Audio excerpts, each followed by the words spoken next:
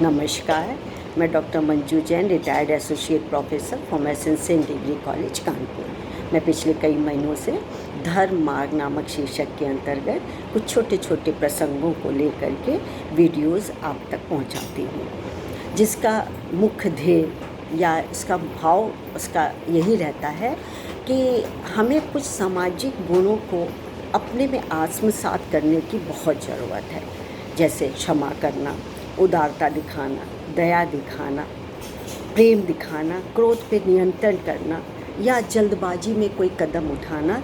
ये सब हमारे में सामाजिक गुण होने चाहिए, और ये तभी होता है जब हमारे विचार अच्छे होते हैं। और विचार की उत्पत्ति कहाँ से आती है? सिर्फ और सिर्फ हम धर्म मार्ग को अपनाएं तभी ये आती है। तो चलिए, इसी कड़ी में मैंने एक टॉपिक और आपके लिए चुनाव किया हुआ है और उसको हम तक पहुंचाया है डॉक्टर गदाधर त्रिपाठी जी ने।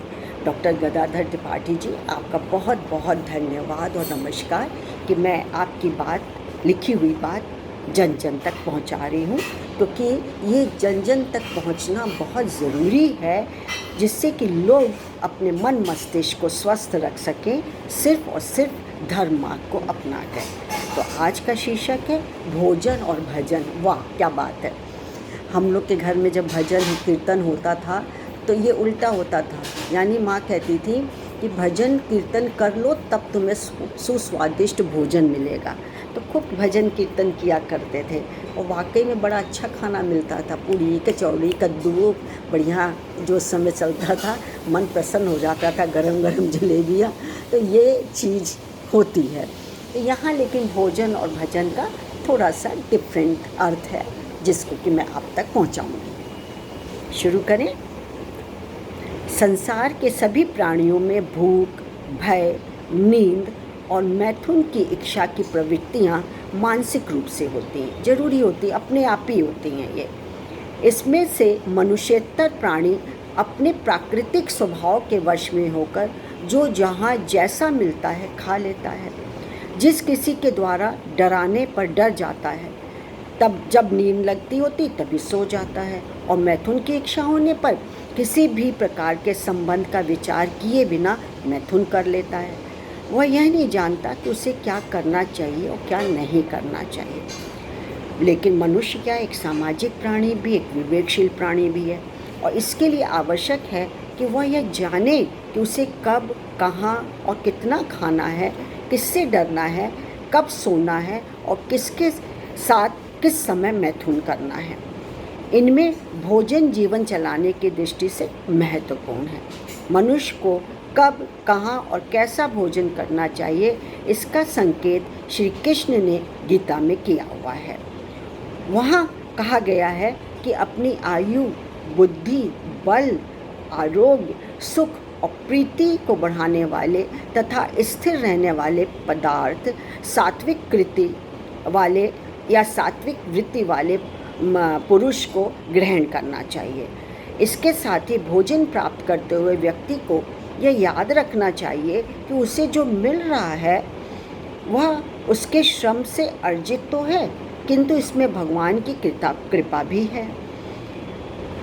इसलिए श्रेष्ठ और विवेकी पुरुष वह जो भगवान की दी हुई वस्तु है को उनकी ही निवेदित करता हुआ ग्रहण करता है। यानी वो सोचता है कि ये तो भगवान का दिया हुआ है, तो पहले सर्वप्रथम भोग लगाता है, उनको अर्पण करता है, याद करता है, उनका आवाहन करता है और फिर भोजन को ग्रहण करता है।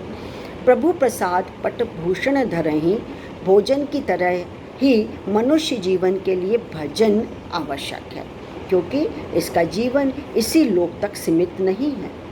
मनुष्य को यहाँ से कहीं जाना है। कहाँ जाना है? स्वर्ग और नर्क दो ही है, हमारे सामने खाका खींचते हैं। तो क्योंकि इसका जीवन इसी लोक तक सीमित नहीं है, मनुष्य को यहाँ से कहीं और भी जाना है। जन्म, जीवन और मरण मात्र इसका उद्देश्य नहीं है। क्या पाना है, कहाँ जाना है, यह उसके हाथ में भी नहीं है। मनीषी जन ये कहते हैं कि भगवत भक्ति या ब्रह्म ज्ञान के बिना जन्म और मरण का दुस्सह दुख छूटने वाला नहीं है। इसलिए चलते फिरते अपने इष्ट का स्मरण करना ही भजन है। इसी तरीके से ज्ञान पथ में जब यह कहा जाता है कि सब कुछ ब्रह्म रूप है, सर्व खलिदम ब्रह्म, तब उसका अभिप्राय होता है कि हमें चर अचर स्थावर और जंगम में सिर्फ और सिर्फ ब्रह्म को देखना है, ईश्वर को देखना है, और सभी में प्रभु रूप का दर्शन कर इसकी सेवा करना मातोपाय है।